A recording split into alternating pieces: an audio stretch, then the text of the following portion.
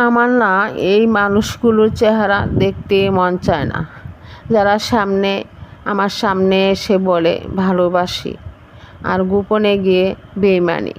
সামনে এসে বলে যে ভাই কোনো টেনশন করবেন না, মানুষ যত যাই বলুক আমি আপনাকে ভালোবাসি ভাই, আমি আপনার বিরুদ্ধে না ভাই, মানুষ যতই মিথ্যা ব্লেম দিক ভাই, আমি এভিডেন্স খুঁজব না ভাই, আমি জানি আপনি এরকম মানুষ নন। আর গোপনে গিয়ে সেই মানুষটাই আমার বিরুদ্ধে গিয়ে ষড়যন্ত্র করে।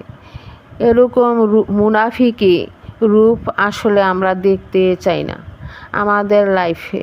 ভাই আপনি যদি আমার বিরুদ্ধে যাবেন, যদি আমার বিরুদ্ধে গিয়ে ষড়যন্ত্র করবেন, তবে আমার সামনে এসে এই মুনাফিকি রূপ ধারণ করার মানেটা কি? What is this? আপনি যা তা রিয়েল ফেস শু করেন, সামনে এসে বলবেন ভালোবাসি, গোপনে গিয়ে করবেন বেইমানি। What is this? আপনি যা তা প্রকাশ করেন।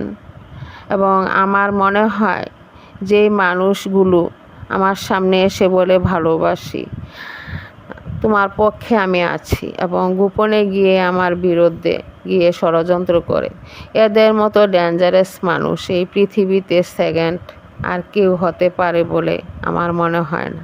I don't think so.